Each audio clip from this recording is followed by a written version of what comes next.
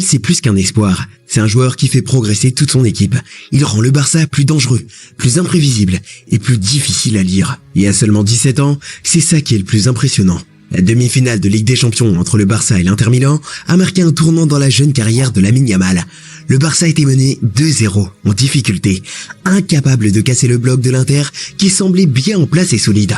L'ambiance était tendue pour les Barcelonais. Le public attendait un déclic. Et ce déclic, c'est Yamal qui l'a provoqué. Il a récupéré le ballon sur le côté droit, accéléré, éliminé deux défenseurs avec facilité, entré dans la surface et il a enrôlé une frappe du gauche. Le ballon a touché le poteau et a fini au fond. D'un coup, le match a changé et l'équipe s'est réveillée. Mais ce n'était que le début. Pendant tout le match, Yamal a martyrisé la défense milanaise. Federico Di Marco, pourtant l'un des latéraux les plus réguliers d'Italie, s'est fait humilier plusieurs fois. À un moment, il s'est même retrouvé au sol après un crochet incroyable. Bastoni ne savait plus comment défendre. Après la rencontre, Bastoni l'a dit clairement. Yamal, c'est un monstre. Et Mkhitaryan a avoué.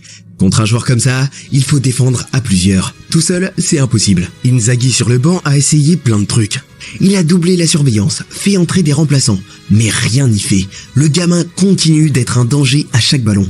Après le match, même Inzaghi a reconnu, avec un grand respect, qu'il n'avait pas vu un tel joueur depuis des années. Un joueur capable de briser un plan défensif, même quand tout a été préparé pour l'arrêter. Pas seulement du talent, mais de la façon dont Yamal gère les grands matchs.